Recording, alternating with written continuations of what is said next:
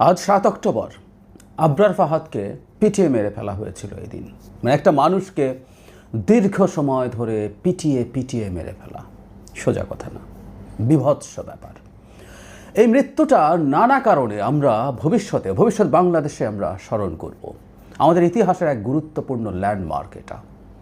শেখ হাসিনা এবং ভারতের বিরুদ্ধে আমাদের যে সার্বভৌমত্বের লড়াই, আমাদের সার্বভৌমত্বের লড়াই ছিল এটা। সেই লড়াইয়ের এক গুরুত্বপূর্ণ সৈনিক এবং শহীদ ছিলেন আবরার ফাহাদ। কেন সার্বভৌমত্বের লড়াই বলছি? কারণ আবরার ফাহাদের এই যে স্ট্যাটাসের জের ধরে তাকে পিটিয়ে মেরে ফেলা হয়েছে, সেটা মূলত ছিল ভারতের আধিপত্যবাদের বিরুদ্ধে একজন দেশপ্রেমিক বাংলাদেশি নাগরিক তরুণ যেভাবে বলার কথা, এবং খুব সফট ভাষায়, খুব আক্রমণাত্মক কিছু ছিল না। তিনি তার অধিকারের কথা বলেছিলেন, যেভাবে বাংলাদেশ ক্রমাগত ভারতকে তার চাওয়া পূরণ করে যায় কিন্তু নিজেরটা সে বুঝে নেয় না, সেটাকে প্রশ্ন করেছিলেন। একজন তরুণ দেশপ্রেমিক এটাই করার কথা ছিল, কিন্তু এটা তার মৃত্যুর কারণ হয়ে গেল।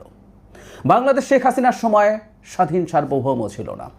আমরা যে দ্বিতীয় স্বাধীনতার কথা বলি, এটার কারণ আছে। আমি অনেকবার বলেছি যে বাংলাদেশ আদতে একটা কলোনি ছিল। কলোনিতে যেটা হয়, কলোনাইজাররা এসে সম্পদ লুট করে নিয়ে যায়। বাংলাদেশের ক্ষেত্রে যেটা হয়েছে, বাংলাদেশের কলোনাইজার মূলত আওয়ামী লীগ এবং তার যে নেক্সাস, পাওয়ারের Nexus, civil military bureaucracy, Awami লীগের লোকজন, ব্যবসায়ী, তারা মিলে বাংলাদেশকে কলোনি বানিয়েছিল। এবং যেটা হয়েছিল, এটা কলোনি, তার প্রমাণ হলো এই সম্পদ তারা দেশে রাখেনি, তারা পাচার করে বিভিন্ন দেশে নিয়ে গেছে। কানাডাতে নিয়ে গেছে, মালয়েশিয়াতে নিয়ে গেছে, ইউরোপের অন্যান্য দেশে, আমেরিকাতে নিয়ে গেছে। সুতরাং এটাই কলোনি। আর আমাদের স্বাধীন কোনো পররাষ্ট্রনীতি ছিল না ভারতের কারণে। ভারত এটাকে তার কলোনি বানিয়েছে, এখান থেকে তার নানান রকম সম্পদ সে নিয়ে গেছে, এবং আমাদের কোনো পররাষ্ট্রনীতির ক্ষেত্রে কোনো সার্বভৌমত্ব ছিল না। সে কারণে আমরা সার্বভৌমত্বের আলাপ করি, সেই কারণে আমরা স্বাধীনতার আলাপ করি। সো প্রতীকী অর্থে আমাদের দ্বিতীয় স্বাধীনতা, অবশ্যই আমাদের প্রথম যে স্বাধীনতা, যেটা আসল স্বাধীনতা, তার সাথে ব্যাপ্তিতে এবং গুরুত্বে কোনোভাবেই তুলনীয় নয়। কিন্তু তারপরে যখন আমরা এই কথাটা বলি, এসব জিনিস মাথায় রেখে বলি। এবং আবরার ফাহাদ তার গুরুত্বপূর্ণ একটা সৈনিক। আবরার ফাহাদের মৃত্যু, শেখ হাসিনার রেজিম যে কি বিভৎস রকম অত্যাচারী হয়ে উঠেছিল, কি বিভৎস রকম মাফিয়া হয়ে উঠেছিল, সেই জিনিসটা আমাদের সামনে প্রকাশ করে। কি করেছিলেন? ভারতকে নিয়ে একটা স্ট্যাটাস দিয়েছেন। ঘটনা ঘটেছে বুয়েটে, এবং আমাদের সোসাইটিতে একটা পারসেপশন আছে, আমরা তথাকথিত মেধাবী ছাত্র বলে একটা বর্গ খুঁজে বের করি, যে এই বর্গ যখন কিছু করে সেটাকে নিয়ে আমরা চোখ তুলে তাকাই, হায় হায় এখানেও এটা হয়ে গেল। কিন্তু আমরা ভুলে যাই, একটা সমাজ যখন পচতে থাকে, একটা রাষ্ট্র যখন পচতে থাকে, কেউ এর বাইরে থাকে না। এটাই নিয়ম। নগরে আগুন লাগলে দেবালয় রক্ষা পায় না। সো বুয়েট এটা করবে না, বুয়েটের মেধাবী ছাত্ররা এটা করবে না, এটা হতে পারে না। বরং তারা এমন কিছু করলেন যেটা অনেক বিভৎসতম ঘটনা, যেটা ইনফ্যাক্ট আমাদের সোসাইটিটাকে শেখ হাসিনা কোন জায়গায় নিয়ে গিয়েছিল, কোন জায়গায় মানুষকে ডিহিউম্যানাইজ করেছিল সেটার একটা প্রমাণ, কোন জায়গায় মানুষকে বর্বর প্রাণীতে পরিণত করেছিল তার একটা প্রমাণ।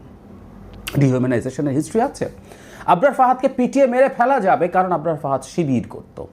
যেহেতু সে ভারতের বিরুদ্ধে কথা বলেছে, আমার যতদূর মনে পড়ে ফাহাদের কিছুটা হালকা দাড়ি ছিল, সুতরাং ও শিবির করে, এবং শিবির যদি করে তাকে পিটিয়ে মেরে ফেলা যায়।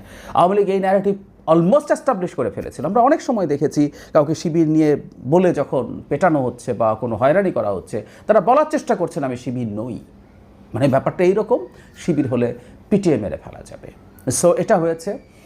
এবং ওই যে বললাম, যেটা আমাদের খতিয়ে দেখা দরকার, যে দেশটাকে কোন জায়গায় নিয়ে গেছেন, তার যে সতীর্থরা তাকে পিটিয়ে মেরে ফেললেন, মানে দুটো কিন্তু একই জিনিস না। একটা মানুষকে হঠাৎ করে কেউ এসে ছুরি দিয়ে আঘাত করলো, গুলি করে দিল, সেইভাবে মেরে ফেলা, আর দীর্ঘ সময় ধরে পিটিয়ে মারা। আমরা এই বর্ণনাগুলো পড়েছিলাম তখন, রোমহর্ষক সব ঘটনা। পেটানো হচ্ছে, কিছুক্ষণ মানে টাইম রাখা হচ্ছে, স্পেস দেওয়া হচ্ছে যাতে ও এখনই মরে না যায়, ওকে আবার পেটানো লাগবে, ওকে আবার টর্চার করতে হবে। মানে কীরকম দানব বানিয়েছিল কিছু তরুণকে শেখ হাসিনা ছাত্রলীগের নামে। আমাদের সমাজের ফেব্রিকটাকে এভাবেই ধ্বংস করে দিয়েছে। অথচ ওর সতীর্থ, ওর সাথে ব্যক্তিগত শত্রুতাও নেই। কখনো কখনো হতে পারে যে ব্যক্তিগত শত্রুতার বশে আমরা কেউ কাউকে ক্রুদ্ধ হয়ে খুন করছি। জাস্ট ভারতের বিরুদ্ধে কিছু কথা বলেছিল, পিটিয়ে মেরে ফেলা, এইভাবে মেরে ফেলা। আমাদের ইতিহাসে এগুলো লেখা থাকবে। আমি শুধুমাত্র যে আবরারের আত্মত্যাগের কথা বলছি না, আমাদের সমাজটাকে, আমাদের তরুণদেরকে শেখ হাসিনার রেজিম কীরকম বর্বর ইতর প্রাণীতে পরিণত করেছিল, ইতর বানিয়ে দিয়েছিল। ইতর শেখ হাসিনা আরও বিভিন্ন ফর্মে বিভিন্ন জায়গায় ইতরের জন্ম দিয়েছিলেন। এটাই হয় একটা রাষ্ট্রের ক্ষমতা, যখন একজন ইতর থাকেন এরকম ইত্রামি হয়, সব জায়গায় ইতর জন্মাতে থাকে। সো এটার একটা সাইন হিসাবে থাকবে। আমাদেরই সন্তানদেরকে তিনি এভাবে, আমাদেরই ভাইদেরকে, আমাদেরই আত্মীয়দেরকে, বন্ধুদেরকে এরকম ইতর বানিয়ে ফেলেছিলেন তিনি। এরকম একটা রেজিমের ক্ষতি কত সর্বব্যাপী হতে পারে আবরার ফাহাদের হত্যাকাণ্ড আসলে সেটাকেও প্রমাণ করে। আবরারের মৃত্যুতে আমরা আবরারকে স্মরণ করি, আমরা তাকে দিয়ে ইন্সপায়ার্ড হব, আজীবন হব।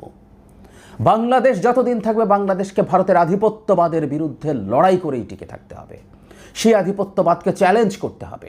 একটা স্বাধীন সার্বভৌম রাষ্ট্রের যে আত্মমর্যাদা, সেটা নিয়ে বেঁচে থাকার জন্যই এটা করতে হবে। এবং সেটার প্রতীক হিসাবে আবরার ফাহাদ অনন্তকাল থেকে যাবেন। নিশ্চিতভাবে আবরার ফাহাদ পিটিয়ে মেরে ফেলতে হবে এমন কোনো অপরাধ করেননি, জাস্ট সাধারণ একজন দেশপ্রেমিক তরুণের কাজই করেছিলেন, এর বেশি কিছু না। কিন্তু তাকে জীবন দিতে হলো। এবং এটা প্রতীক হয়ে থাকবে শেখ হাসিনার সময়কার বিভৎসতম অত্যাচার নিপীড়নের। এবং আমরা নোজ, মানে এই ঘটনার সাথে ভারত জড়িত নয় আমরা কেন বলবো?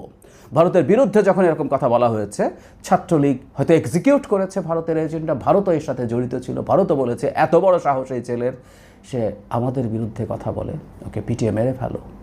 তো ভারতের আধিপত্যবাদেরও একটা বিরাট সাইন। কিন্তু দিনের শেষে এটা একটা লড়াইয়ের প্রতীক, এটা একটা সংগ্রামের প্রতীক হিসাবে থাকবে। আমরা আবরার ফাহাদের আত্মার মাগফিরাত কামনা করি। আমরা বিশ্বাস করি তিনি শহীদ হয়েছেন, তিনি একটা ন্যায়ের লড়াইয়ের জন্য জীবন দিয়েছেন, ন্যায়ের কথা বলার জন্য জীবন দিয়েছেন। আমরা আশা করি তিনি তার আত্মা শান্তিতেই আছে, সেটা থাকুক।